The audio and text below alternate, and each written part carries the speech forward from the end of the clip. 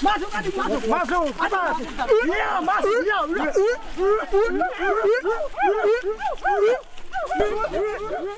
Kayu besi rawa sepanjang 17 meter ini disiapkan untuk membuat salib. Melihat panjangnya, timbul pertanyaan, siapakah yang akan disalib?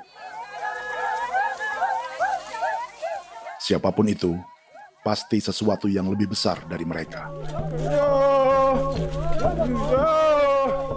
Tapi Frankie Woro, Casimilus Awe, dan warga suku Auyu di Papua Selatan ini tak akan melukai siapapun.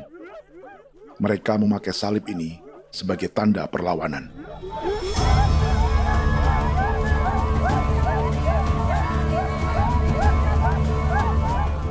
Yang mereka lawan memang lebih besar, yaitu pemerintah Republik Indonesia. Pemerintah sedang mengincar 2,5 juta hektar hutan orang Papua untuk proyek tanaman industri pangan dan energi.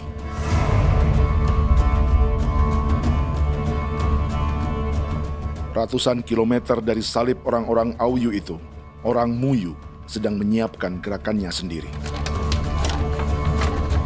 Tapi kali ini dalam bentuk sebuah pesta. Pesta yang disiapkan oleh marga Kimco Jinipjo selama 10 tahun.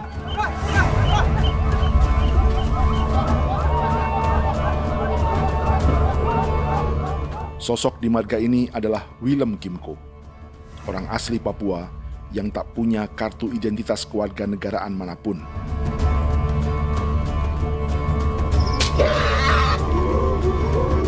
Pesta adat ini sudah cukup langka, tak hanya di Papua, bahkan di kawasan Pasifik dan peradaban Melanesia. Awalnya bayaya ane kalau bukan. Intinya hati kau tekerem bipnuka, dan jitana ya kati kau berem barandipko. Kau memang ambilnya kau kuning. Ada gagasan dan gerakan sosial di balik pesta orang-orang Muyu ini. Sama dengan gerakan salib merah yang dimulai orang-orang Auyu. Salib ini akan menjadi yang terbesar dari 1.800 salib merah yang telah ditancapkan berbagai suku di Papua Selatan dalam 10 tahun terakhir. Ribuan salib merah yang dipadukan dengan palang adat adalah tanda larangan yang menyatukan unsur-unsur adat dan agama. Kami percaya bahwa kalau memang kami sudah tidak mampu untuk menyelesaikan persoalan ini, dalam hal ini perusahaan tidak bisa masuk, berarti kami minta bantuan kepada nenek moyang dan Tuhan. Atribut perang orang Auyu ini diukir atau dilukis, digambar di batang salib ini dengan tujuan bahwa kami larang dengan sangat keras. Jadi apabila siapapun, baik dari antara kita sendiri yang melanggar batas ataupun pihak lain yang mengganggu keselamatan hak tanah adat kami, maka kami siap untuk melakukan ancaman perang. Salib-salib ini tidak ditancapkan di halaman-halaman gereja, melainkan di tanah dan hutan adat, di dusun-dusun sagu, dan di tempat-tempat yang disakralkan. Sebab 1.800 palang adat dan salib ini memang bukan semata tentang agama, tapi untuk mencegah negara dan perusahaan memasuki tanah dan hutan adat mereka. Papua bukan tanah kosong.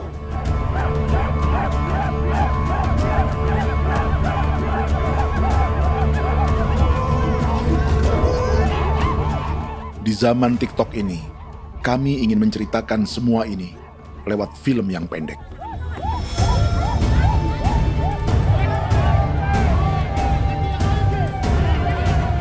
Tapi kami jelas gagal.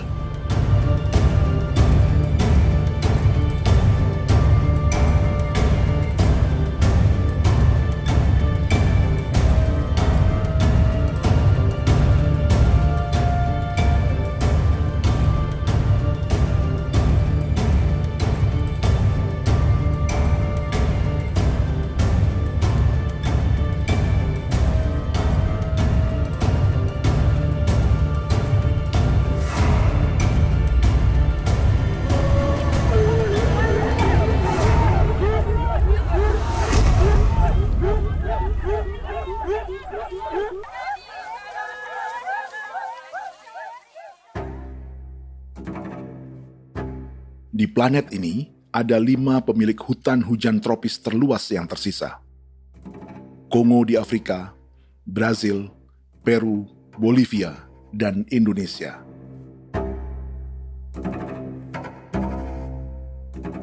Di Indonesia, satu-satunya pulau yang hutannya masih terjaga adalah Papua, pulau terbesar kedua di dunia setelah Greenland. Lewat sejarah kolonialisme yang panjang, pulau ini kini dikuasai 2 negara. Bagian barat oleh Indonesia yang juga dikenal sebagai West Papua, dan bagian timur menjadi Papua Nugini. Dan tepat di perbatasan ini, di bagian Indonesia, sedang terjadi proyek pemusnahan hutan terbesar di dunia.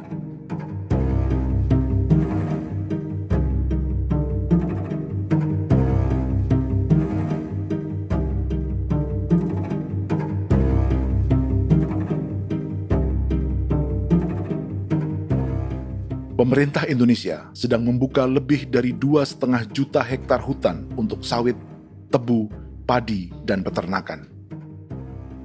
Ini disebut proyek strategis nasional untuk lumbung pangan dan energi yang jadi ambisi 3 presiden. Bagian terbesar direncanakan untuk mencetak sawah seluas 1,3 juta hektar. Lalu bagian lain akan ditanami tebu seluas 560.000 hektar untuk gula dan bioetanol. Setiap liter bensin di Indonesia akan dicampur bioetanol 10% atau E10. Ada 10 perusahaan di proyek ini, dan semuanya dimiliki oleh 1 keluarga saja. Berikutnya, ada areal sawit seluas 400.000 hektar untuk biodiesel. Targetnya mencampur 50% solar dengan minyak sawit atau B50. Dan terakhir, pemerintah akan membuka peternakan seluas 380.000 hektar. Jadi, apa yang salah dengan proyek pangan dan energi ini? 5 orang Papua dalam film ini akan menjawabnya.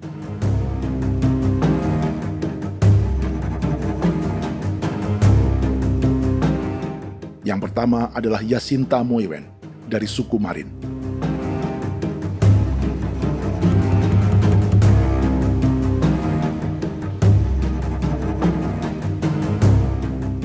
Yasinta dan warga di distrik Ilwayap di Merauke sudah menjadi korban. Hutan dan rawa sebagai sumber pangan dan ekonominya telah dihancurkan. Jalan sepanjang 135 km sedang dibuat, dan di kiri kanannya akan dicetak 1 juta hektar sawah. Mereka sulit menolak atau melawan. Salib sudah digeser, masih datang lagi dengan senjatanya mereka nih. Karena proyek ini juga dijaga tentara. Macam-macam senjatanya.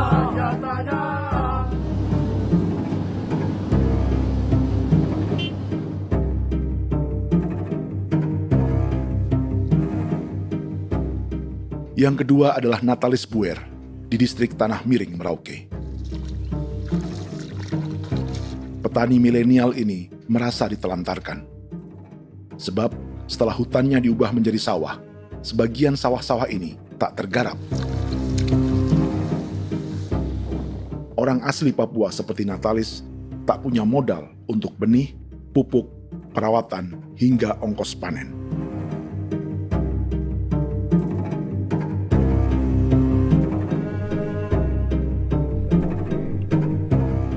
Orang ketiga adalah Vincent Kuipalo dari suku Yenan di distrik Jagebob, Merauke.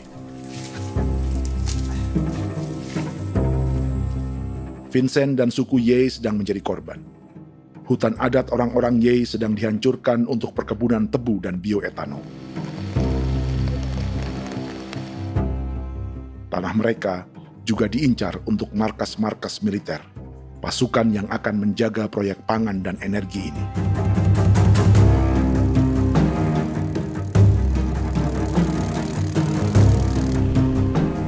Yang keempat adalah Frankie Woro dari suku Auyu di distrik Fofi, Kabupaten Bovendigul.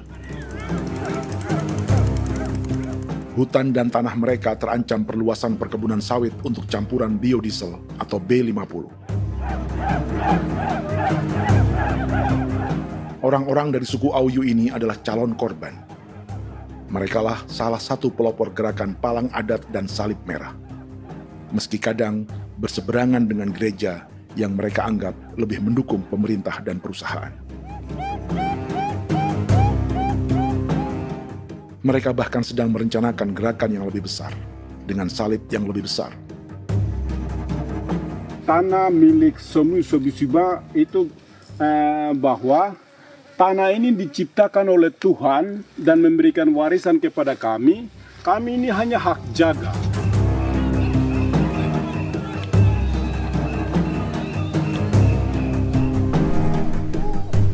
Sosok kelima adalah Willem Kimco dari suku Muyu di Bovendigul. Tokoh adat dari Muyu ini hidup di garis belakang proyek negara, sehingga belum menjadi korban. Tapi mereka sedang bersiap menghadapi segala kemungkinan. Tinggal di belantara dan perbatasan membuat sebagian mereka tak punya status kewarganegaraan. Tapi mereka telah hidup jauh sebelum ada Indonesia atau Papua Nugini.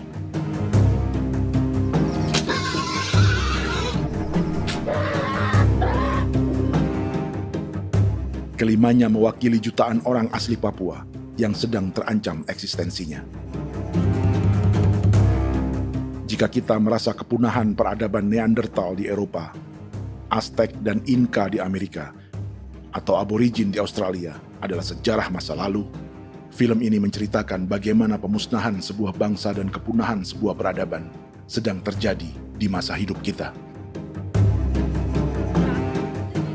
Kepunahan bukan karena kerusakan lingkungan dan ruang hidup semata, juga karena dihantam 60 tahun operasi militer.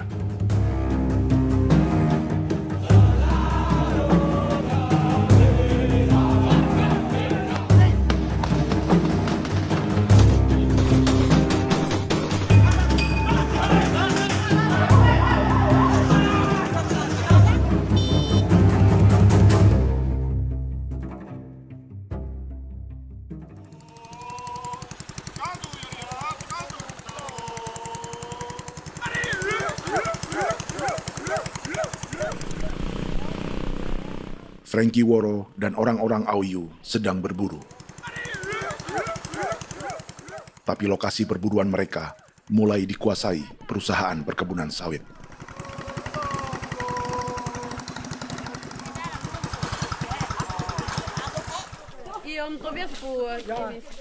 Kita akan menuju arah ke Inabusu. Di sana kami akan masuk di wilayah konsesi perusahaan PT Indo Asiana Lestari, dan di situ ya ada survei-survei mereka yang mereka pernah lakukan, tapi juga kami ada lakukan tanda-tanda saksi di sana.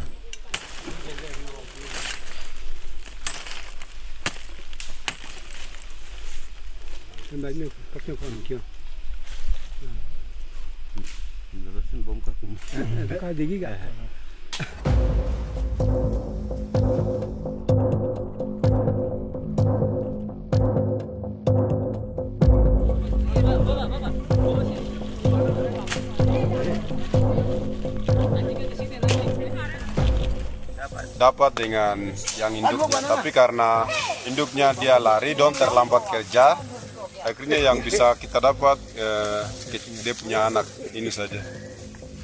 Ini kalau pakai bahan kayak asli.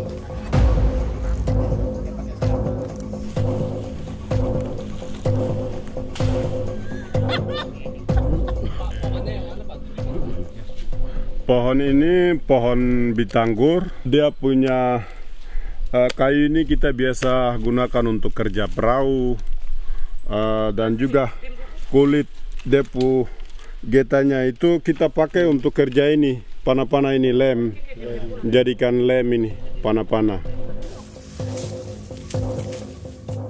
Hutan ini adalah supermarket bagi suku Auyu. Juga lumbung pangan atau bank untuk menyimpan deposito kekayaan alam. Hutan juga tempat yang penuh dengan sejarah suku, situs budaya, dan tempat-tempat sakral. Inilah yang sedang mereka pertahankan dari incaran pemerintah dan perusahaan. Untuk semua alasan ini, mereka menancapkan ribuan salib merah.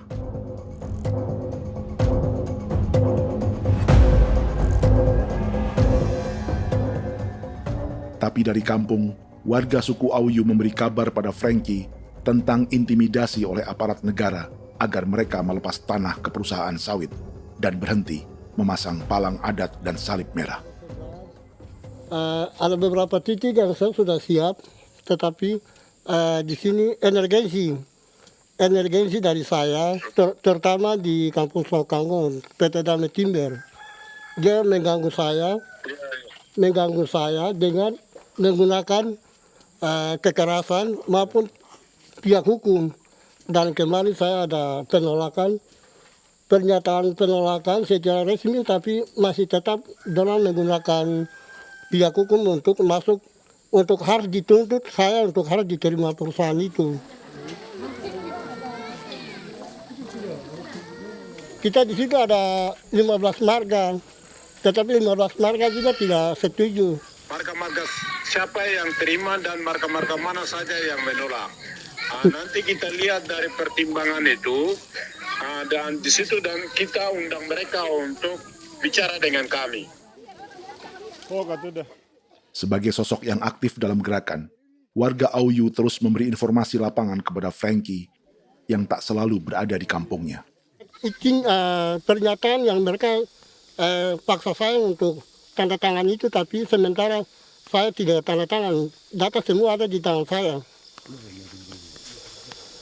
Ya.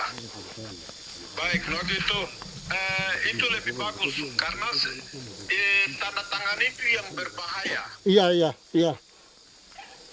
Tanda tangan itu yang lebih berbahaya karena sekarang ini modern dan canggih, dan itu yang mereka biasa pakai untuk tipu muslihat. Mereka biasa pakai itu di tanda tangan itu. Betul. Dari Bambisa juga di Sofia dia masuk untuk memaksakan kami marga untuk harus menerima perusahaan itu. Tapi kemarin kami sudah menolak. Babinsa di sini nama bosku. Itu yang sekarang strategi militer yang sekarang mereka pakai. Jadi yang penting masyarakat itu yang benar-benar mau menolak siap dukung ketua marga siapa yang nanti tampil. Ini adalah peta konsesi sawit untuk biodiesel dalam proyek strategis nasional. Dan di distrik Fofi inilah orang-orang Auyu hidup dari sungai dan hutan. Tapi Frankie di Bovendigul masih lebih beruntung. Setidaknya dibandingkan Yasinta Mowien di Merauke yang sudah kehilangan hutan dan rawanya.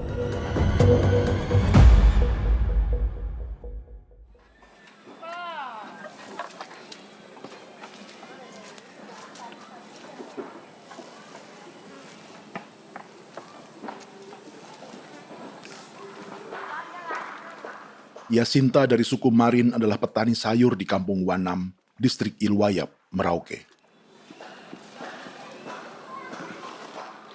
Memanfaatkan lahan yang ada, ia berkebun dan menjual hasilnya ke pasar kampung. Ini ekonomi warga di Wanam untuk menghasilkan uang, lalu memberi barang kebutuhan yang tak bisa mereka produksi sendiri. Tapi kehidupan sebenarnya ditopang oleh ekosistem hutan dan rawa. Inilah sumber pangan utama dan peradaban mereka.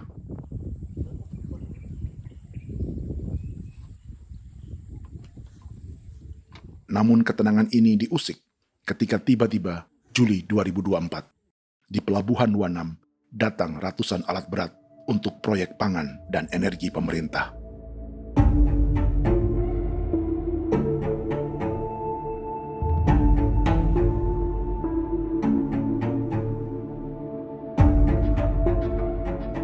Kami masyarakat setempat kami tidak tahu. Kami kaget pagi-pagi kapal sudah ada di pelabuhan kami.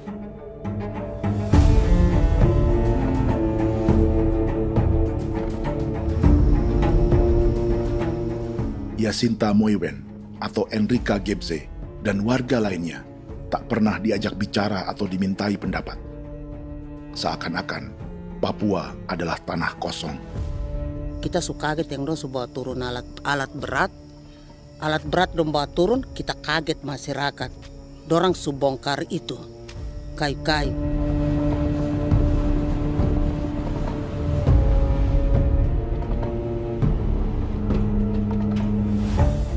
Bersamaan dengan alat-alat berat itu, juga berdatangan tentara Indonesia untuk mengawal proyek pembukaan hutan milik Jacinta.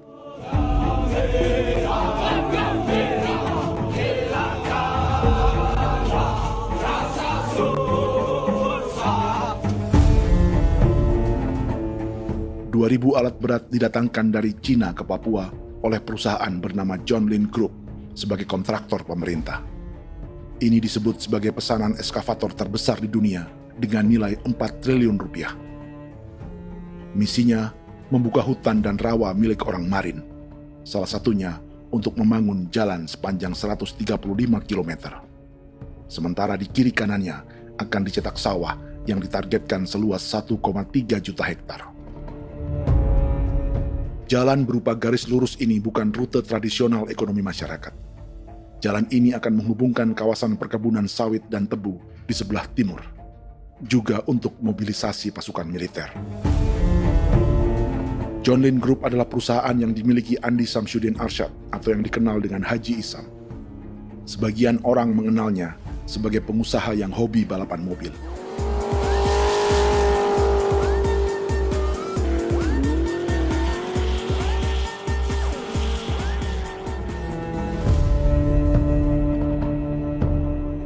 Tapi di Kalimantan, ia berbisnis batu bara, perkebunan sawit, pengolahan karet, penerbangan, perkapalan, dan biodiesel. John Lin Group kini juga menjadi pemilik perkebunan tebu dan pabrik gula terbesar di Indonesia. Sayapnya melebar dari Kalimantan hingga ke Bombana, Sulawesi Tenggara. Perkebunan tebu, pabrik gula, dan industri bioetanol inilah yang juga sedang dikembangkan di Papua. Foto ini adalah momen ketika Isam bersama kerabatnya, Menteri Pertanian Amran Sulaiman dan Menteri Pertahanan Syafri Samsudin meluncurkan program biodiesel atau B50 di Kalimantan Selatan. B50 artinya setiap 1 liter solar, 50%-nya akan dicampur minyak sawit.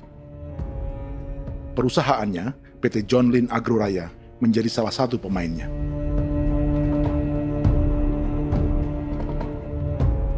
Sepanjang tahun 2025, saham PT John Lin Agroraya pernah naik hingga 700%.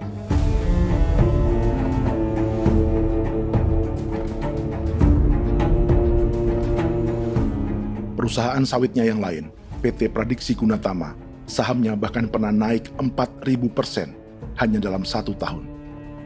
Dari harga saham ini saja, nilai kekayaan keluarga Isam diperkirakan mencapai 100 triliun rupiah lebih, menjadikannya salah satu keluarga terkaya di Indonesia dan salah satu pemain penting industri bioenergi. Dan di Papua Selatan inilah sebagian sawit-sawit untuk mendukung program B50 akan ditanam. Inilah tanah orang-orang Wambon, Muyu, Marin, Yei, atau Auyu seperti Frankie Wor.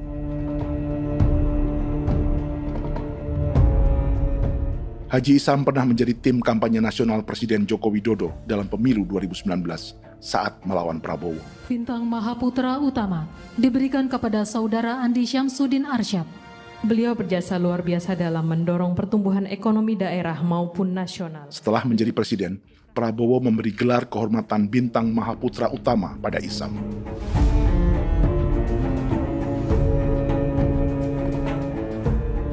Sejumlah menteri Prabowo, juga kerabat dan orang-orang yang pernah bekerja di perusahaan Isam.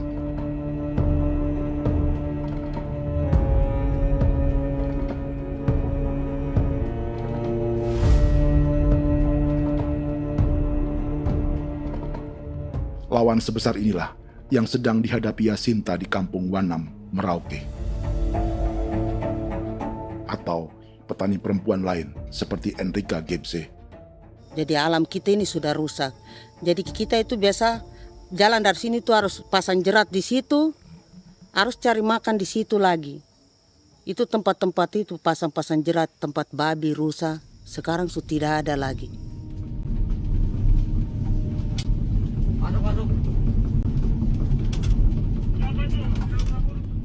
Rekaman ini memberi gambaran bagaimana Kasuari kehilangan rumah di bekas hutan dan rawa yang telah dibabat.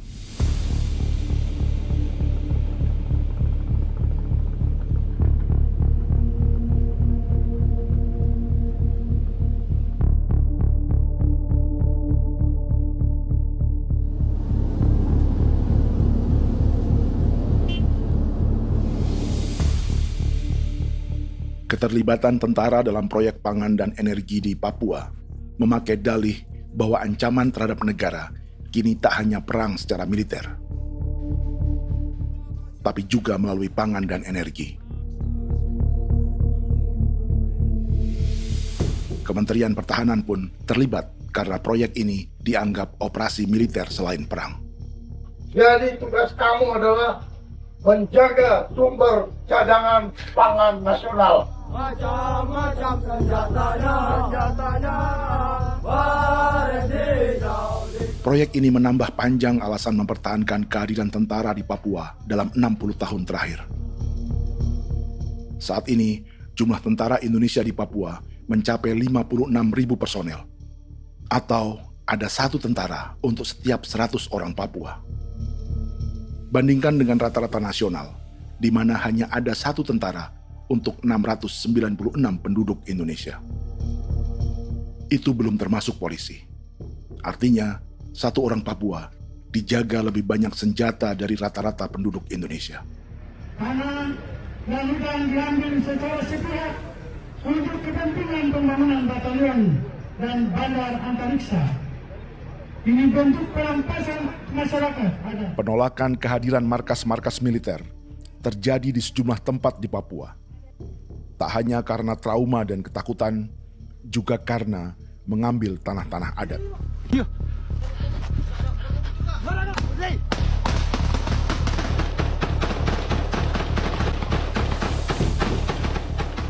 Salah satu alasan mengapa militer terus ditambah di Papua, karena masih ada perlawanan dari Organisasi Papua Merdeka atau OPM selama 50 tahun terakhir. Tembak! Ayo! Tapi kekuatan militer OPM diperkirakan hanya 1.430 personel dan 360 pucuk senjata. Selebihnya, mereka menggunakan senjata tradisional.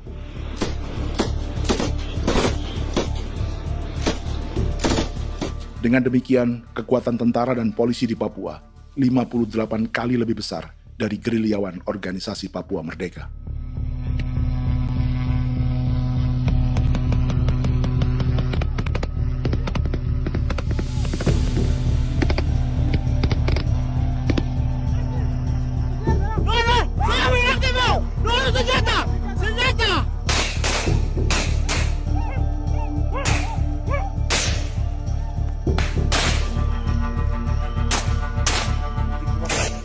Sebagian tentara berada di garis depan pertempuran, tapi sebagian besar lainnya terlibat operasi non-tempur menjaga proyek pemerintah dan investor swasta.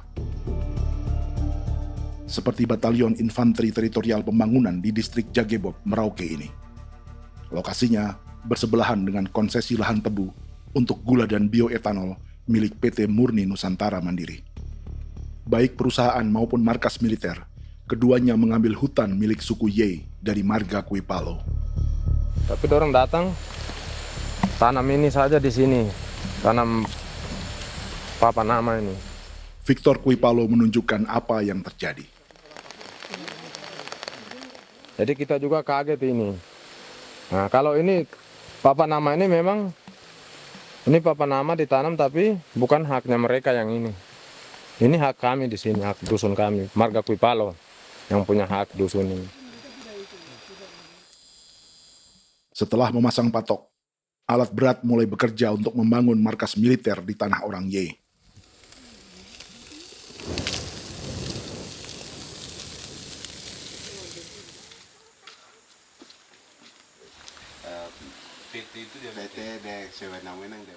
Kehadiran markas militer mengkhawatirkan warga yang pernah mengalami trauma.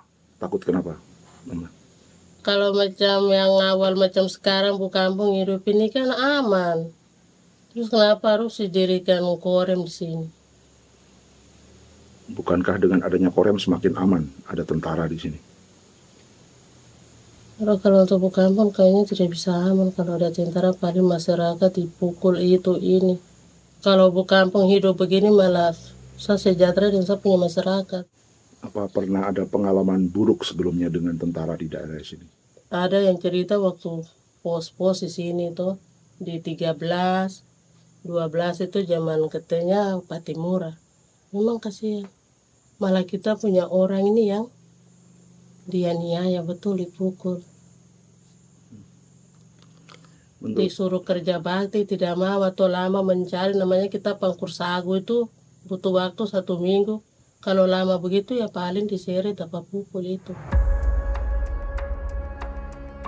Operasi militer Indonesia di Papua dimulai tahun 1962 lewat Operasi Trikora. Tapi perlawanan bersenjata pertama di Papua baru dilakukan tahun 1965 di Manokwari. Nanti tanggal 1 Mei jam 12.30 pemerintahan di Irian Barat mutlak akan jatuh di tangan.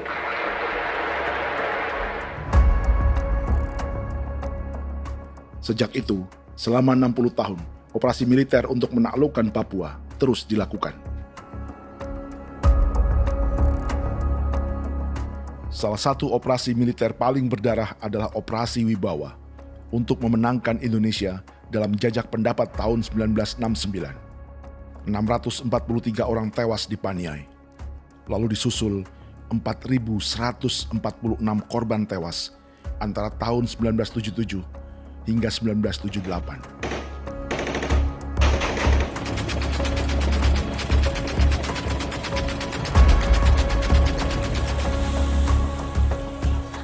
Operasi militer ini menimbulkan gelombang pengungsian hingga kini.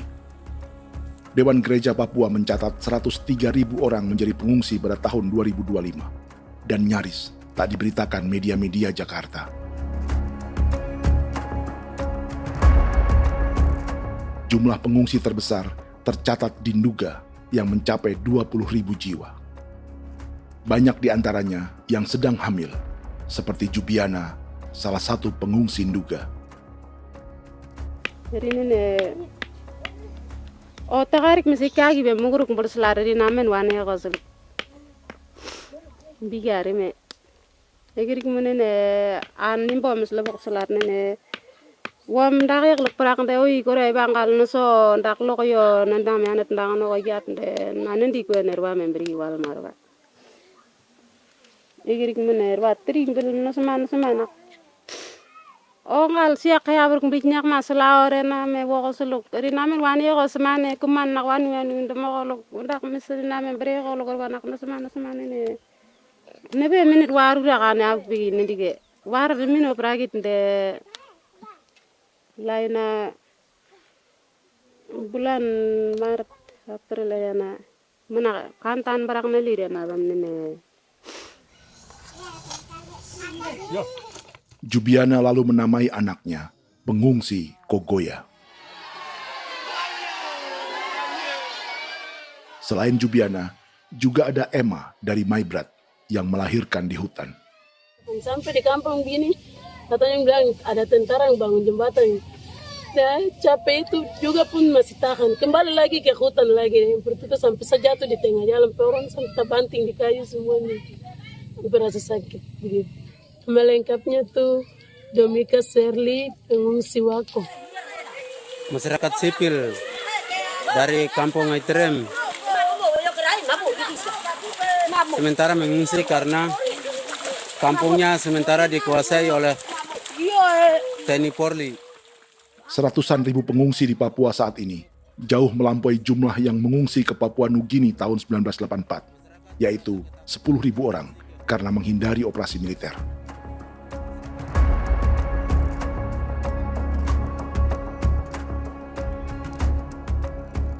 Bersamaan dengan operasi militer, eksploitasi sumber daya alam Papua juga dilakukan sejak masuknya tambang emas dan tembaga Freeport pada tahun 1967.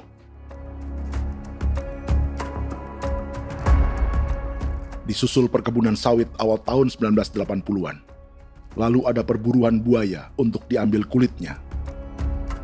Sebelumnya, ada eksploitasi gas alam di Teluk Bintuni, pencarian besar-besaran kayu gaharu, atau pembukaan hutan tanaman industri. Ini belum termasuk perburuan dan perdagangan ikan arwana di selatan Papua, penebangan kayu merbau dari hutan-hutan Jayapura, emas di Blok Wabu Intan Jaya, bahkan nikel di pulau-pulau kecil Raja Ampat. Dan kini, dalam skala yang belum pernah terjadi dalam sejarah, Papua dipaksa mencetak sawah, tebu untuk bioetanol, dan sawit untuk biodiesel.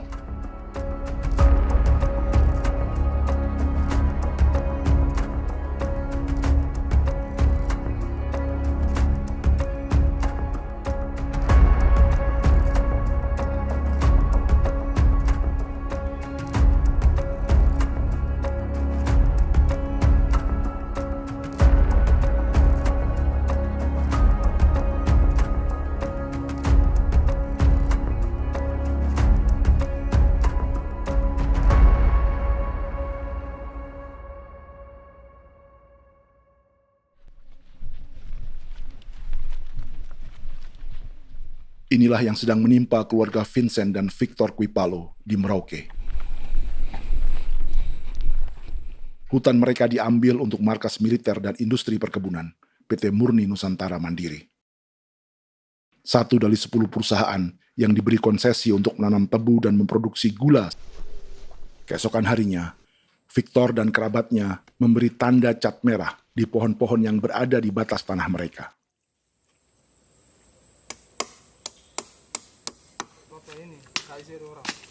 Tapi tanda peringatan adat ini tak diindahkan perusahaan.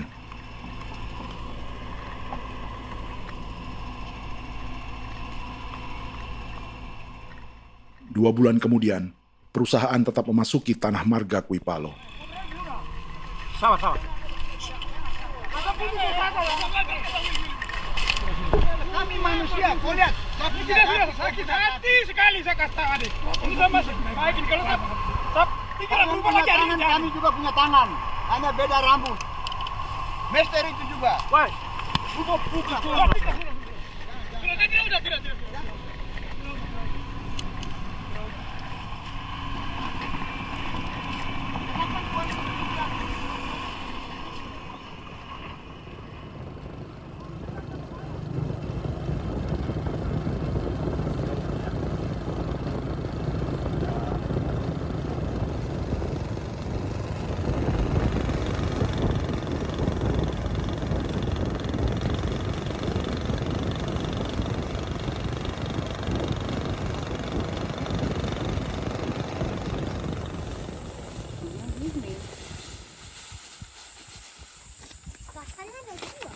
Kita masuk sini.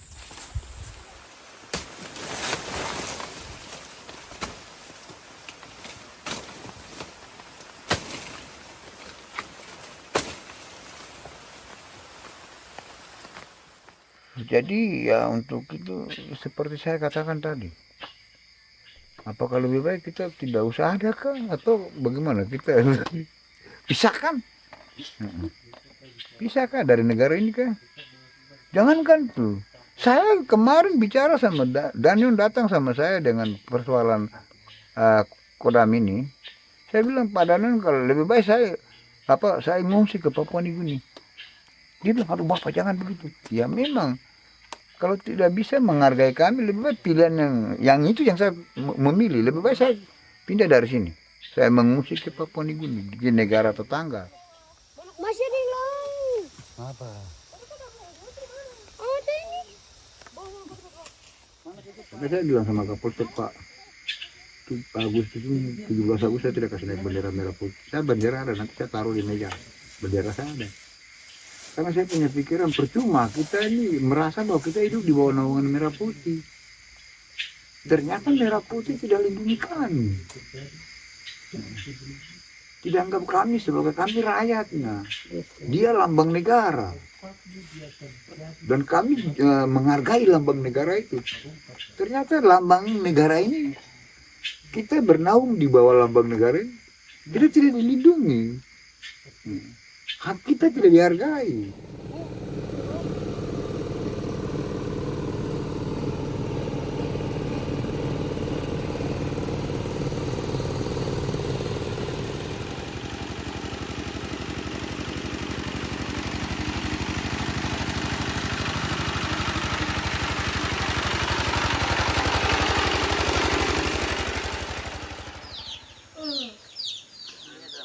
Marga Kuipalo dari suku Ye terus mendapat teror dan intimidasi agar melepas tanah mereka yang hanya dihargai Rp300.000 per hektar.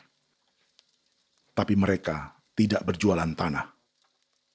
Makanya mama itu tidak suka untuk lepas tanah. Untuk apa?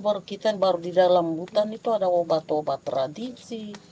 Itu sudah Kalau macam ada sayur juga, kita ambil sayur yang dia tumbuh sendiri. Jadi kita ini mau kemana, kalau itu sudah digusur, ya habis. Kita ini jadi penonton. Jangan sampai kita ini duduk minta di jalan. Jadi kita tidak mau seperti itu. Makanya tanah itu kita tidak melepas. Tapi mungkin orang lain tuh dia senang saja. Lebih baik saya pegang uang merah dulu. Saya bisa beli-beli itu ini. Nanti datang uang sudah habis, gembel. Mau cari kemana lagi, hutan sudah habis. Mau makan ikan di mana, kali sudah hancur. Seperti Yasinta di Wanam, suara dan gerakan kaum perempuan Papua sangat nyaring dan tak bisa diabaikan. Saya sebagai perempuan tolak untuk perusahaan masuk di sini. Karena kalau saya terima anak-anak saya mau dikemanakan, mau tinggal di mana. Apapun yang terjadi saya tetap tolak. Demi tanah ini saya akan berjuang, demi saya punya anak-anak. Yang katanya mengutamakan anak Papua, nyatanya yang kerja kebanyakan ya orang-orang Jawa. Saya sendiri orang Jawa, tapi bukan mau bicara yang tidak-tidak. Memang kenyataannya seperti orang-orang Papua itu diterbelakangkan, kurang diutamakan, gitu.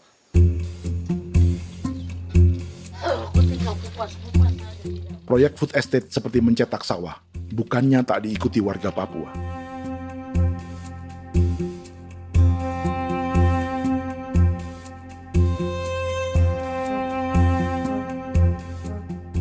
Salah satunya Natalis Buer di distrik Tanah Miring, Merauke.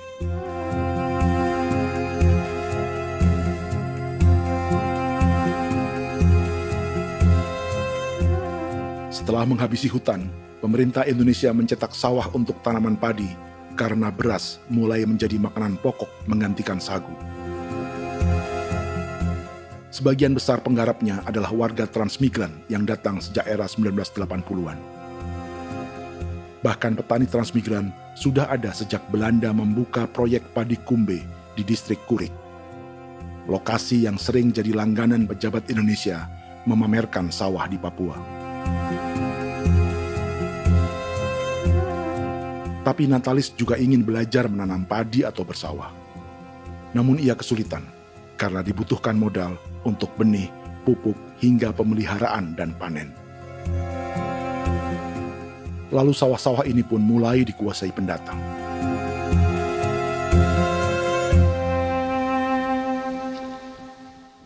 Tapi sejauh ini di kampung kami ini yang saya lihat memang ada kelompok kami punya di sini yang sudah tergabung dalam Gapoktan, kemudian masuk dalam optimalisasi lahan.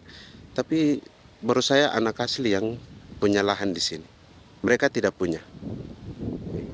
Pemerintah dalam hal ini adalah Kementerian Pertanian bersama-sama Kementerian Pertahanan yang dalam hal ini pada garis di bawahnya adalah TNI Angkatan Darat, memberikan support yang maksimal kepada masyarakat khususnya di Merauke dalam rangka. Saya kemarin habis 9 juta.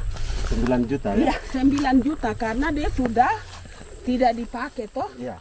Perempuan Papua seperti Filomena juga mau bertani. pemerintah memberi bantuan Rp900.000 per hektar lewat program optimalisasi lahan atau OPLAH. Tapi dibanding biaya produksi dan harga jual gabah, Filomena mengaku berkali-kali rugi dan kini memutuskan tak lagi menggarap sawahnya. Terus kita harus cari uang untuk kombek.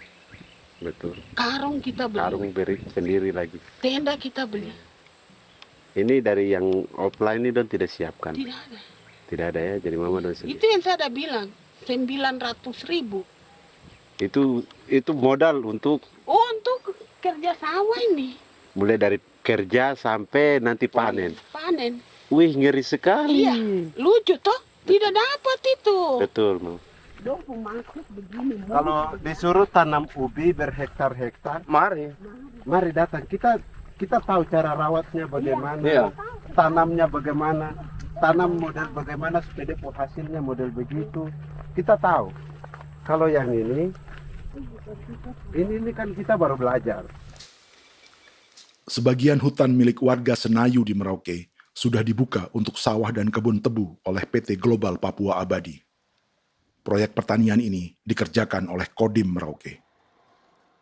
Mereka melepas sebagian tanah karena ingin belajar bertani. Saya punya nenek moyang tidak ajar saya tanam padi. Tapi saya mau berubah. Generasi saya yang berikut ini besok lusa tidak bisa makan pisang, sagu. Namun program optimalisasi lahan yang dijanjikan dengan berbagai bantuan tak dirasakan Filomena. Obat rumput beli, obat padi beli, jonder kita bayar, bahkan bibit masih kurang, cari bibit lagi beli. Jadi saya memang kalau program pemerintah saya sama sekali saya tidak suka. Baku tipu saya.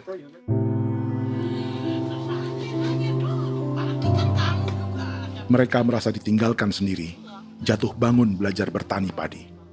Sementara sumber pangan dan air yang semula mudah didapat, kini telah berganti sawah dan kebun tebu.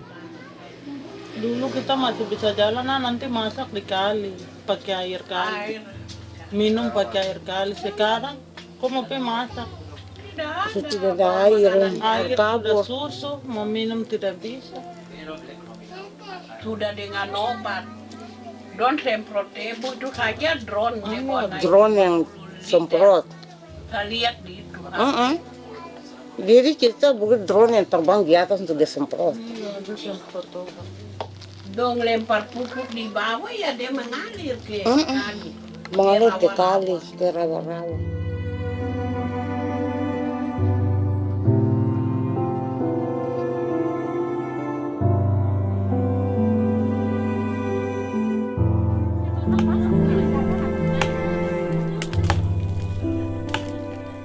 Seperti pertanian sawah bagi orang Bali atau Toraja, bagi orang Auyu dan suku-suku lainnya di Papua Selatan, sagu juga bukan semata tentang pangan.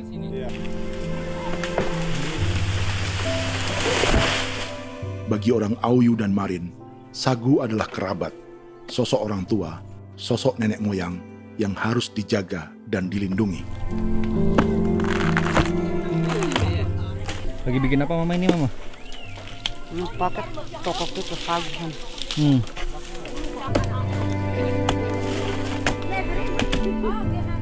Itu orang tua kami, orang tua nenek moyang kami yang korban dirinya kemudian menjadi pohon sagu untuk kebutuhan hidup kami. Kami diingatkan oleh leluhur, sagu itu tidak boleh digusur dan tidak boleh diganggu dengan cara apapun, dan di dalam rangka kepentingan apapun tidak boleh. Kamu harus bela, bahkan sampai nyawa pun harus menjadi taruhan demi membela keselamatan keberadaan sagu di atas tanah ini.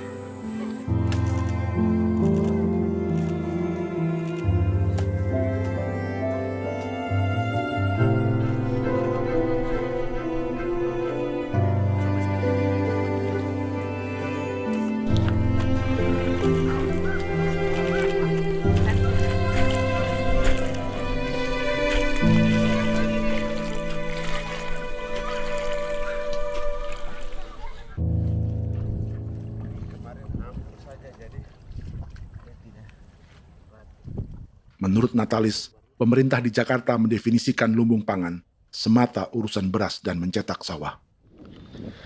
Sebenarnya orang Papua itu bukan tidak bisa bertani. Kami tanam ubi itu bagian dari pertanian.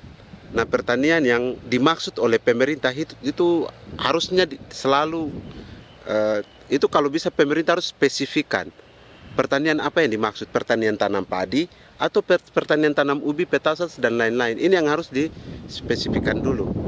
Begitu, sehingga tidak menjustifikasi kami orang asli Marin bahwa kami tidak bisa bertani. Bukan, kami buka kebun besar-besar di sana, bahkan bermeter-meter, ratus-ratus meter pakai sekop, bukan pakai ekskavator, tapi ini pakai skop. Itu pertanian, begitu. Bagi Natalis, alih-alih memaksimalkan sawah-sawah yang sudah ada untuk petani Papua, pemerintah selalu membuka hutan baru, seperti dikerjakan perusahaan John Lynn Group dan melibatkan tentara. Padahal, sejarah keterlibatan militer dalam proyek food estate atau cetak sawah adalah sejarah kegagalan yang bertubi-tubi 4 presiden selama 30 tahun terakhir.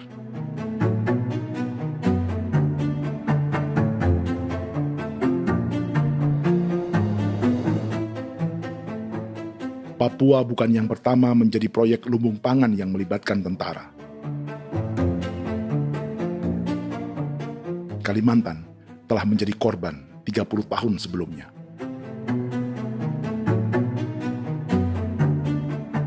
Ini adalah bekas hutan yang sudah dibuka di Pulang Pisau, Kalimantan Tengah. Tahun 1996, di era Presiden Jenderal Soeharto, ia menghabisi 1 juta hutan di lahan gambut untuk mencetak sawah demi memenuhi ambisi swasembada beras, bukan swasembada pangan. Hutan tropis Kalimantan dihabisi dalam skala yang belum pernah terjadi dalam sejarah. Di bawah rezim militeristik, tak ada yang berani melawan keinginan Soeharto, termasuk orang Dayak seperti Kuneng. Nggak bisa dihalangi itu. Nggak boleh dihalangi. Ya kalau ada kata-kata aja menghalangi, sudah kita diseret ke kepolisian dulu. Atau bisa langsung di PKI-kan. Iya, di PKI-kan gitulah. Jadi kita tuh nggak berani apa-apa dulu tuh. Apa maunya aja. Misal bilangnya A. Setahun setelah pengundulan hutan skala besar itu, tahun 1997, untuk pertama kalinya Kalimantan mengalami kebakaran lahan dan kabut asap terbesar dalam sejarah.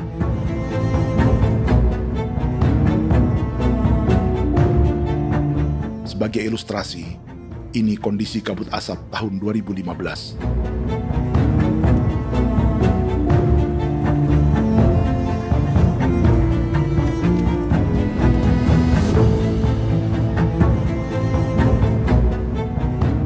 Proyek 1 juta hektar sawah Jenderal Soeharto itu gagal. Bendungan dan saluran irigasi mangkrak hingga kini. Mei 1998, rezim Soeharto tumbang, 2 tahun setelah ia menumbangkan jutaan hektar pohon di Kalimantan. Setiap tahun, lokasi ini menyumbang kebakaran dan kabut asap yang merugikan jutaan orang. Sawah yang berhasil di Kalimantan justru bukan sawah yang dibangun Jenderal Soeharto, melainkan yang dirintis para transmigran sejak era 1980-an. Sawah-sawah inilah yang ikut digarap oleh militer di era Presiden Joko Widodo. Dan hasil dari proyek food estate Presiden Jokowi itu sama sekali jong nih, nggak ada harapan lagi sudah seperti ini. Tapi Jokowi terus memperluas area food estate hingga 16.000 hektar. Presiden Jokowi juga menyerahkan urusan lumbung pangan ini kepada Prabowo yang saat itu menjadi Menteri Pertahanan. Salah satunya di Kabupaten Gunung Mas, Kalimantan Tengah, untuk membuka perkebunan singkong seluas 31.000 hektar. Food Estate Singkong Jenderal Prabowo ini dimulai dengan membuka 600 hektar hutan di Tawai Baru. Proyek singkong untuk bioetanol ini pun dijaga tentara. Dan seperti Jenderal Soeharto, proyek Jenderal Prabowo ini pun gagal.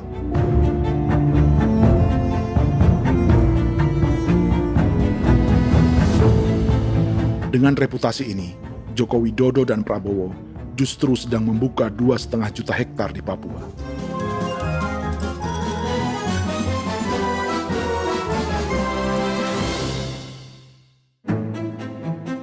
Setelah Jenderal Soeharto, Presiden Jenderal Susilo Bambang Yudhoyono juga mencoba membuka food estate di Papua sejak tahun 2010. Namanya Merauke Integrated Food and Energy Estate atau MIFE. Proyek ini juga gagal. Lalu di lokasi yang sama, Jokowi berusaha meneruskan dengan proyek mencetak sawah 1,2 juta hektar yang juga gagal. Sekarang yang paling siap adalah 1,2 hektar. Yang 1,2 juta hektar. Dan kini, Prabowo yang pernah gagal dengan 600 hektar singkong di Kalimantan justru akan mengulangi di Papua dengan skala 2,5 juta hektar. Di daerah Papua pun harus ditanam kelapa sawit supaya bisa menghasilkan juga BBM dari kelapa sawit. Dalam setiap proyek pangan dan energi di Papua, yang lebih menonjol bukan tanaman pangannya, melainkan untuk energi atau bahan bakarnya. Sawit untuk biodiesel dan tebu untuk industri bioetanol. Ada 10 perusahaan yang diberi konsesi hingga 0,5 juta hektar untuk tebu. Dan 10 perusahaan itu dimiliki oleh 1 keluarga saja.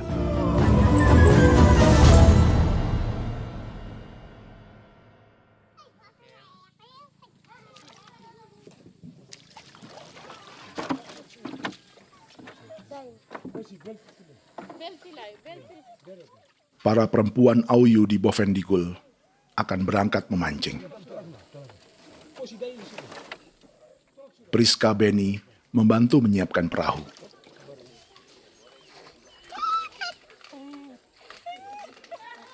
Mereka akan mengumpulkan bahan pangan di hutan untuk persiapan acara penancapan salib merah berikutnya.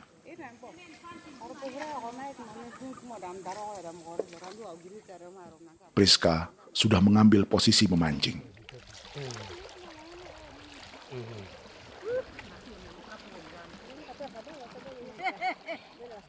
.800 salib merah telah dipasang di wilayah adat berbagai suku di Papua Selatan untuk menghalau perusahaan sawit dan tebu.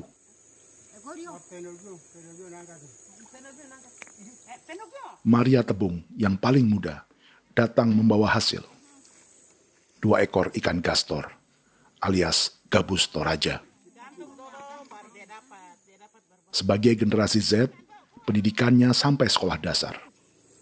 Di perusahaan perkebunan seperti sawit atau tebu, ijazah SD hanya bisa menjadi buruh kasar. Tapi ia tak tertarik. Karena kita hidup itu dari alam, kita pancing, juga di darat, bawa anjing, terus bikin pagar sagu, dapat babi, bawa baru kita makan. Jadi kita tidak mau perusahaan masuk. Sementara Priska Beni masih mencari peruntungan. Tapi baginya, menjadi nelayan di Sungai Fofi masih lebih baik daripada bekerja 9 tahun di perkebunan sawit. Sudah pengalaman, jadi kita tidak mau lagi. Seberapa lama ketika kerja itu? Selama di sana. 9 tahun di sana. 9 tahun? Saya baru pulang dari perusahaan. Selama 9 tahun kerja di sawit, bisa punya rumah kah? Atau tidak. Motor kah? Tidak. Johnson kah? Tidak. Cuma makan saja. Pendapatan juga kan tidak lebih. Habis dimakan.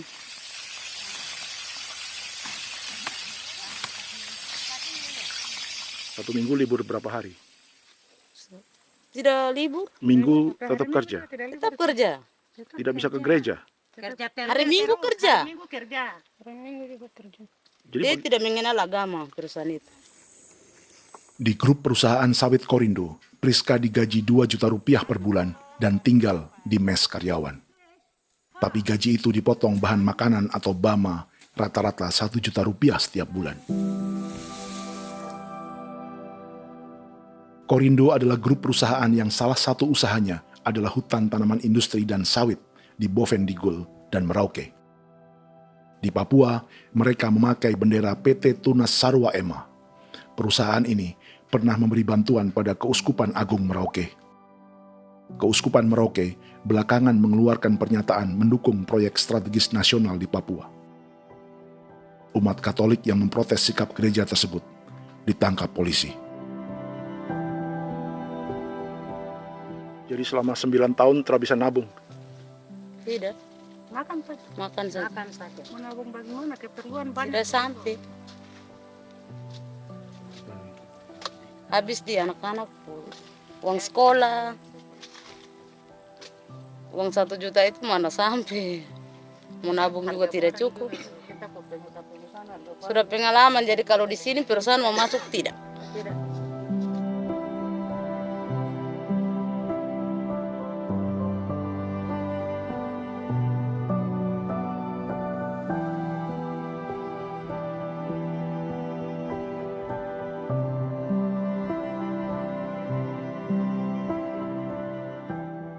Dan menu makan siang seperti ini agaknya sulit bagi buruh sawit atau tebu yang digaji 2 juta rupiah per bulan.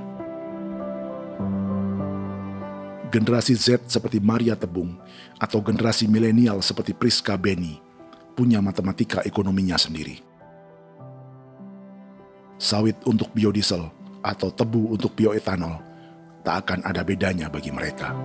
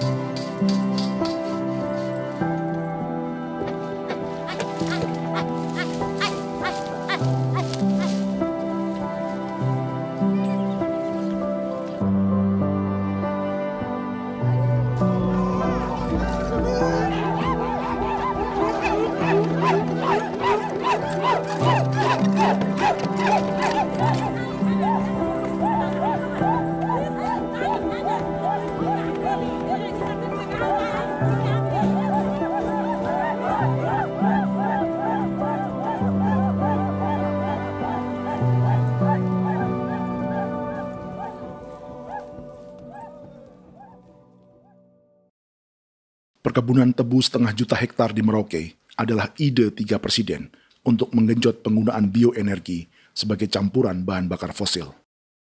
Selain swasembada pangan, swasembada energi di daerah Papua pun harus ditanam kelapa sawit supaya bisa menghasilkan juga BBM dari kelapa sawit. Juga tebu menghasilkan etanol. Singkong, kasava juga untuk menghasilkan etanol. Bioetanol adalah bahan bakar nabati atau tumbuhan yang dapat dicampur dengan bensin. Sama dengan program biodiesel yang mencampur solar dengan minyak sawit. Pertamina saat ini sudah menjual BBM bioetanol dengan campuran 5% yang dipasarkan dengan merek Pertamax Green 95.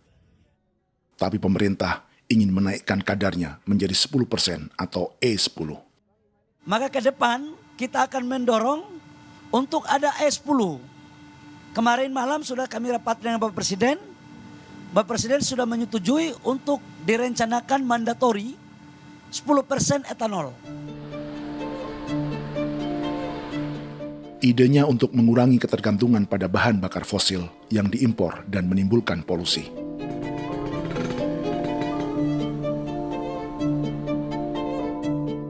Tapi bioetanol bukannya tak mengorbankan lingkungan, hutan, rawa, dan manusia. Karena program E10 membutuhkan 7,3 miliar liter bioetanol, maka lahan yang dibuka untuk menanam tebu bisa mencapai 1,3 juta hektar. Sementara saat ini, luas perkebunan tebu di Indonesia hanya 500 sampai 600 ribu hektar. Artinya, butuh lahan baru hingga 800 ribu hektar untuk menanam tebu. Dan 500 ribu hektar diantaranya sedang dibuka di Papua. Hutan yang tadinya untuk menumbuhkan pangan, berubah jadi tanaman untuk bahan bakar di jalanan. Kecepatan pulihnya hutan beradu dengan jumlah dan kecepatan kendaraan di jalanan.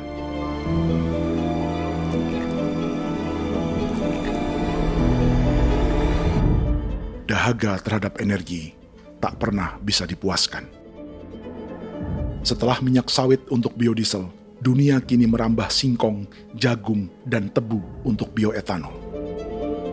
Benua Amerika, Eropa, sebagian Afrika, hingga separuh Asia kini mulai memakai bioetanol sebagai campuran bahan bakar.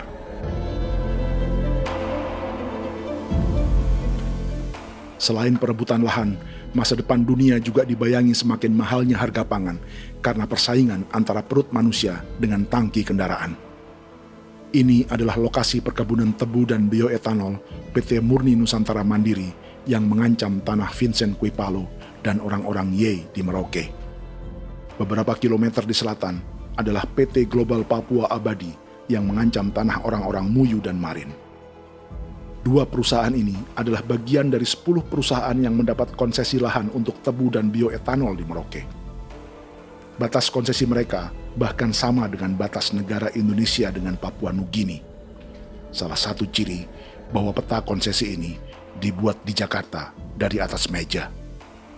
Sama seperti kolonial Inggris dan Belanda ketika mereka membagi Pulau Papua dengan garis lurus pada abad 19. Seakan Papua adalah tanah kosong. Bedanya, meski peta konsesi ini mengatur batas 10 perusahaan, tapi perusahaan-perusahaan ini sebenarnya dimiliki oleh satu keluarga saja. Ini nama 9 dari 10 perusahaan tebu dan bioetanol di Merauke, Papua. 99% saham mereka dimiliki sebuah perusahaan bernama PT Merauke Nusantara Manis. Sementara 1% sisanya dimiliki PT Merauke Gula Mandiri. Tapi saham kedua perusahaan ini dimiliki PT Merauke Sugar Group. Dan perusahaan ini 90% sahamnya dimiliki pengusaha bernama Angelia Bonaventure Sudirman, serta perusahaan bernama Zico Trust dan Resource Harvest. Lalu 10% lainnya dikuasai PT Papua Energi Abadi, yang pemiliknya adalah Dudi Christian dan Angel Madeline. Sekarang, mari kita lihat siapa mereka. Angelia Sudirman adalah keponakan dari salah satu konglomerat sawit Indonesia, Martias Fangiono. 9 perusahaan di Papua ini berada di bawah bendera Merauke Sugar Group. Dan Merauke Sugar Group hanya satu dari 7 grup perusahaan milik keluarga Fangiono.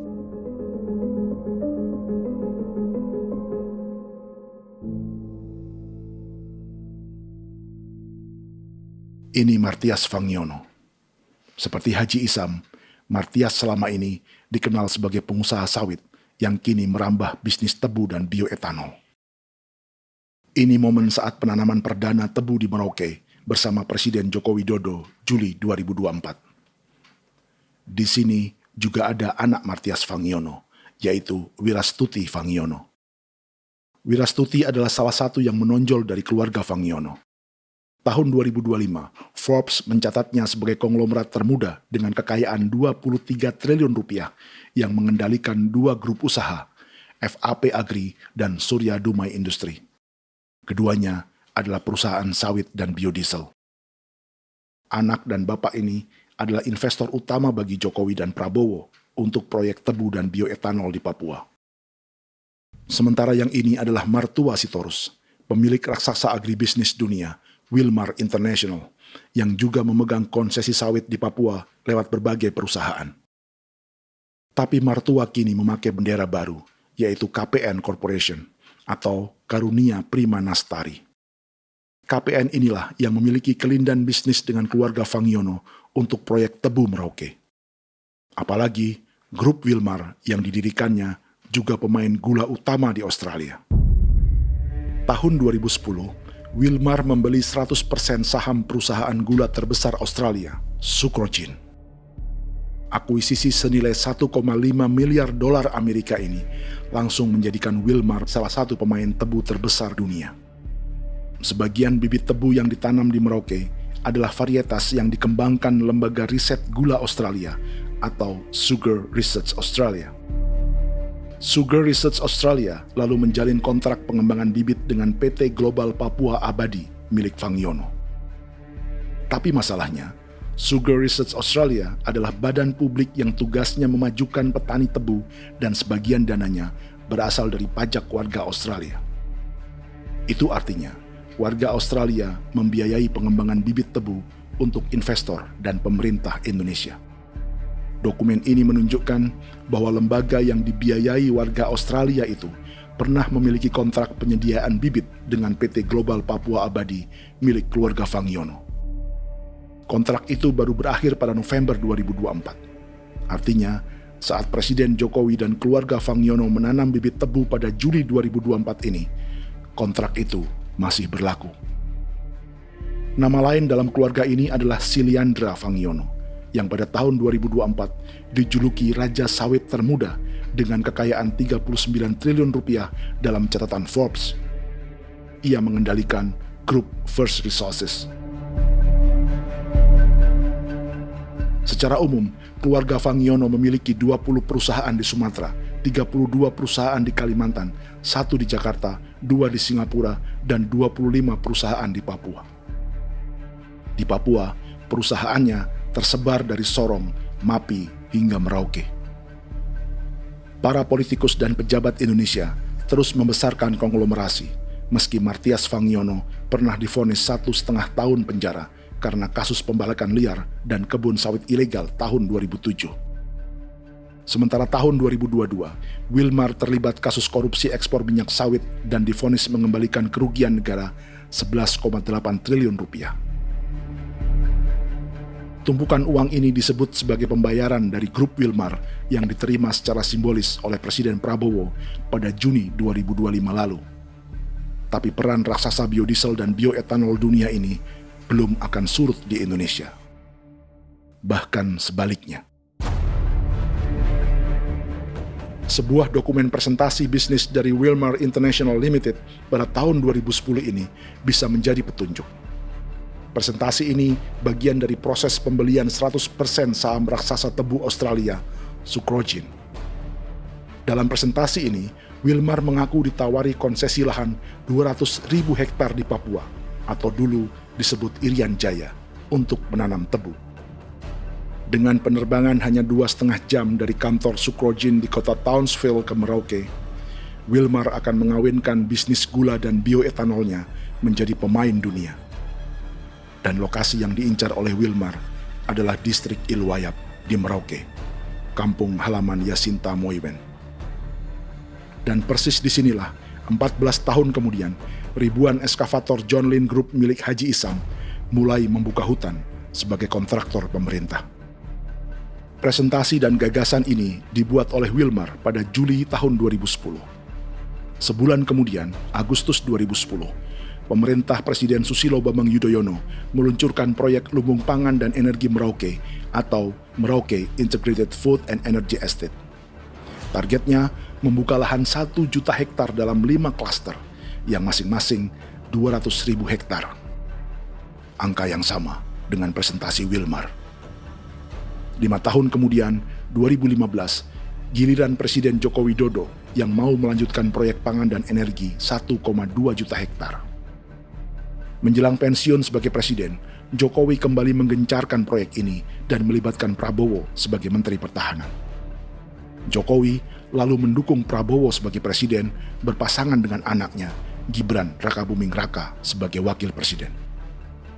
Kini, setelah menjadi presiden, giliran Prabowo yang melanjutkan proyek bioetanol dan biodiesel dengan memobilisasi militer dan melibatkan pejabat-pejabat yang juga para elit partai koalisinya.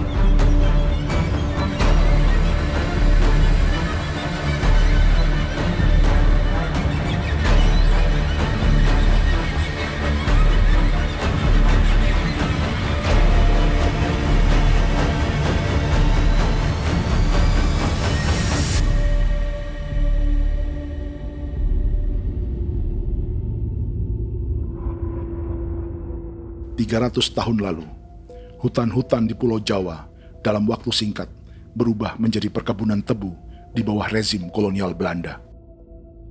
Orang Jawa menjadi buruh dan petaninya dipaksa menanam tebu. Dari kolonialisme dan politik tanam paksa itu, Belanda memperkaya negara dan para investornya. Tak puas membuka hutan untuk perkebunan di Jawa dan Sumatera, kolonial Belanda menanam tebu hingga di Suriname dan mengerahkan ribuan orang Jawa sebagai buruh pada tahun 1890. Inggris yang sudah menguasai negara seluas India dan Papua Nugini pun masih menanam tebu jauh di tengah Samudra Pasifik, di tanah orang-orang Fiji. Lalu memindahkan puluhan ribu orang India menjadi buruh di sana. 200 tahun sebelumnya, ratusan ribu orang Afrika bahkan diperbudak untuk bekerja di perkebunan-perkebunan tebu Spanyol dari selatan Eropa hingga Karibia, Kuba, atau Jamaika. Jika dulu tebu menjadi gula atau emas putih, kini cerita kolonialisme tebu berlanjut di Papua untuk bahan bakar nabati atau bioetanol. Dan seperti semua cerita tentang kolonialisme, akan ada yang berpesta dan ada yang membayar. Dalam setiap cerita pesta kolonialisme, baik di Jawa, Karibia, atau di Papua, selalu melibatkan para elit lokal, dari pejabat, perwira, hingga agamawan. Tapi dalam setiap kolonialisme, juga selalu ada cerita tentang mereka yang mempertahankan diri dan melawan.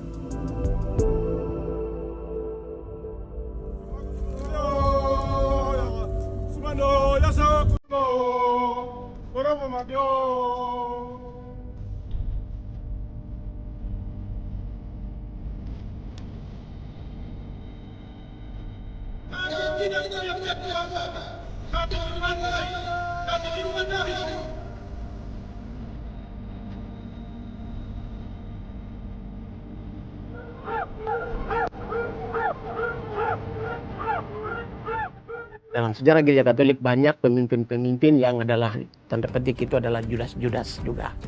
Jadi itu sudah pasti karena itu adalah manusia. Satu sisi sebagai manusia dalam perjalanan digoda, apalagi ada dalam posisi-posisi jabatan, ya mungkin banyak tawaran-tawaran lain, lalu disitulah terjadi pergeseran keberpihakannya kepada misi gereja tadi itu untuk umat, untuk mereka yang tertindas.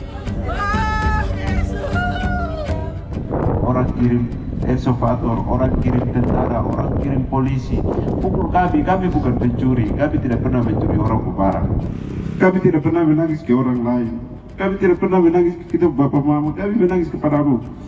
Tuhan kami lemah. Aku tidak tahu. Dia kata begini hijau cikui. Orang lain datang ke bangsa kami, ke wilayah kami untuk kasih habis kami.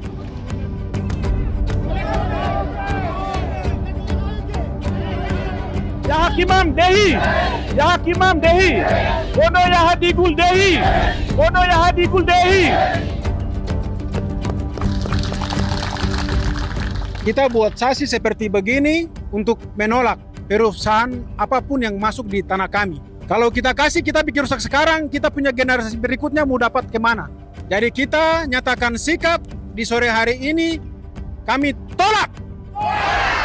Apa yang dilakukan pemerintah untuk PSN adalah kejahatan. Pemerintah bagian dari kejahatan, aktor perusak dan pembunuh terhadap negara, terhadap alam, hutan, terhadap manusia. Jadi negara jadi aktor pembunuh. Jadi Pilatusnya siapa? Negara, pemerintah Jakarta ini.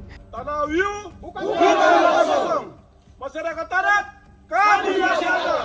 Perusahaan tolak. Biar nasa.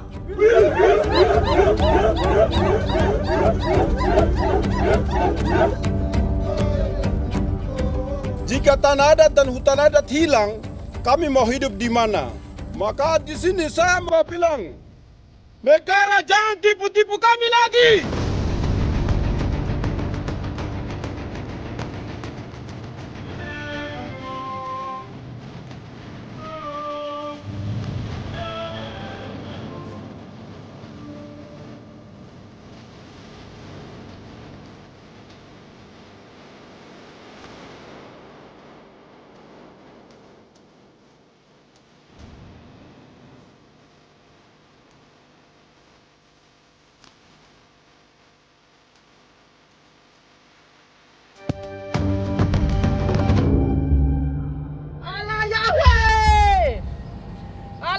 Tanim ala wuliwa.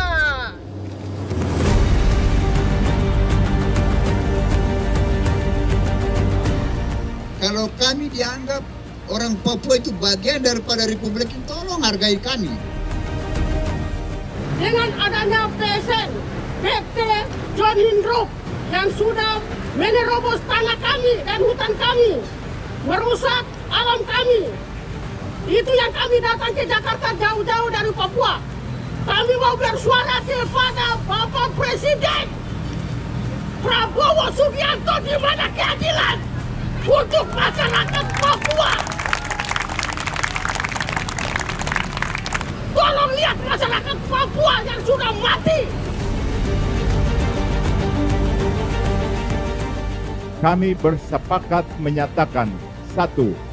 Gereja-gereja di Indonesia mendukung masyarakat adat yang menolak proyek strategis nasional di tanah Papua. 2. Gereja-gereja di Indonesia menolak militerisme dan otoritarianisme di Indonesia.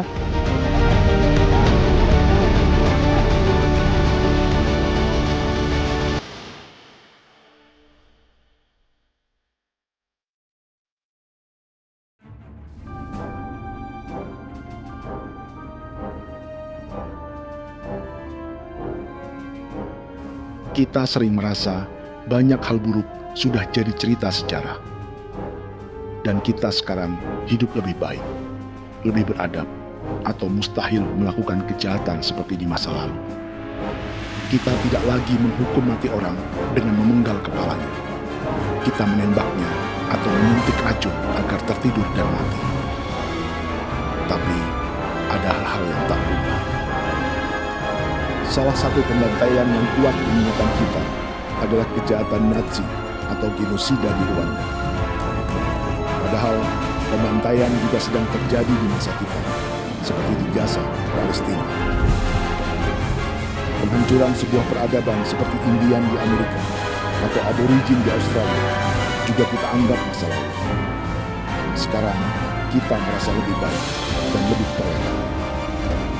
Padahal proses penghancuran bahkan pemusnahan yang sama sedang terjadi terhadap bangsa Melanesia di Papua. Begitu juga dengan praktik kolonialisme. Kita merasa penjajahan seperti dilakukan Portugis, Inggris, atau Belanda sudah menjadi sejarah. Dan Indonesia tidak mungkin menjajah. Padahal itulah yang sedang terjadi dan dirasakan di Papua.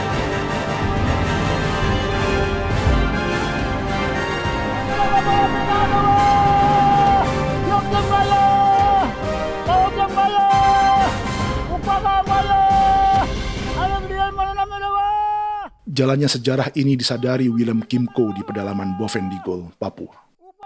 Hidup terpencil dan tak tersentuh urusan negara bukan berarti selalu aman.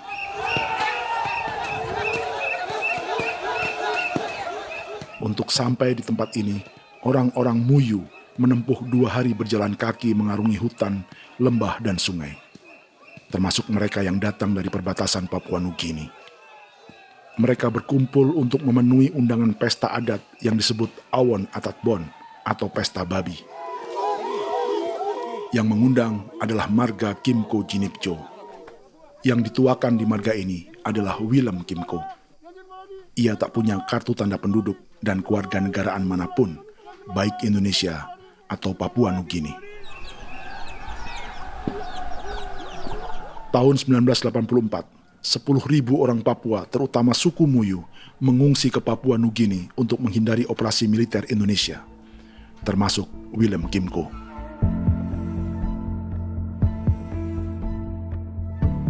Apa yang membuat pesta adat ini istimewa? Apa bedanya dengan acara serupa yang dihadiri pejabat, tokoh agama, LSM, atau yang direkam oleh kru televisi dan konten kreator? 13, 14, 15, 18. Pertama, untuk membuat pesta babi, orang Muyu perlu persiapan selama 10 tahun. Sebab, babi-babi yang akan jadi bagian dari pesta ini tak boleh dibeli, alias harus dipelihara sendiri. Babi-babi ini bukan bantuan pejabat pemerintah, gereja, atau LSM.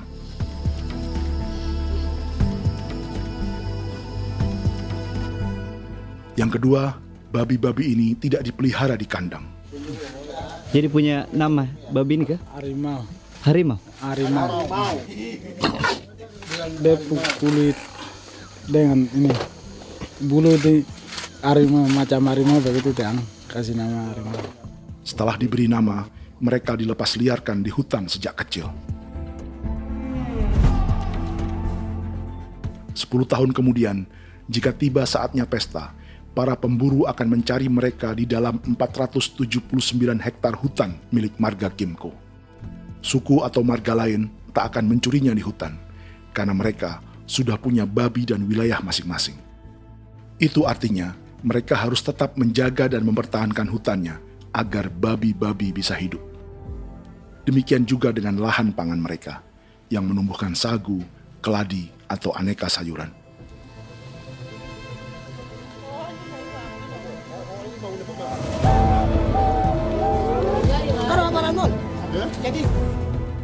Yang ketiga, dalam Awon Atatbon atau pesta babi, binatang ini tidak dimakan secara gratis. Setiap marga atau klan dalam suku Muyu akan membayar jerih payah tuan rumah menjaga hutan dan memelihara babi.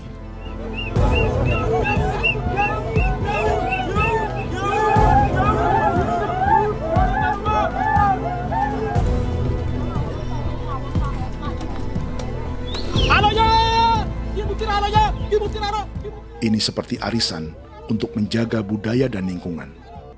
Bagian dari budaya dan ekonomi timbal balik yang ditandai dengan siklus memberi dan menerima.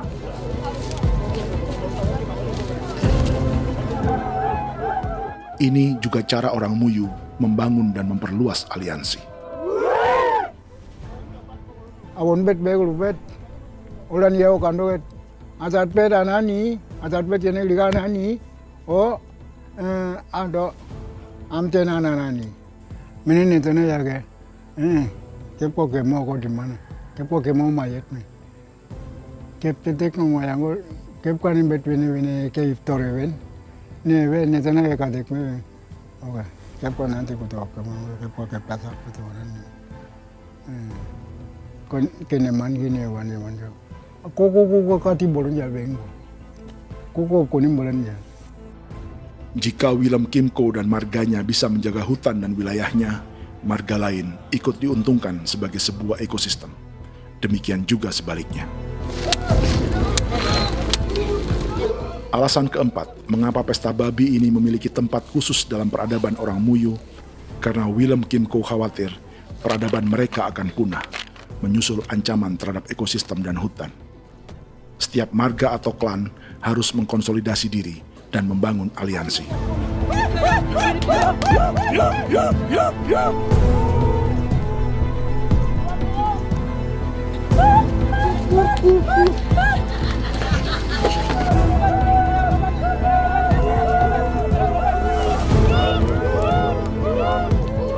Kekhawatiran Willem dan orang-orang Muyu tak berlebihan. Ruang hidup mereka bersinggungan dengan proyek bioetanol dan biodiesel pemerintah Indonesia. Mereka juga tahu apa yang telah dan sedang menimpa suku lain seperti Auyu di Bovendikul atau Yainan dan Marin Anim di Merauke.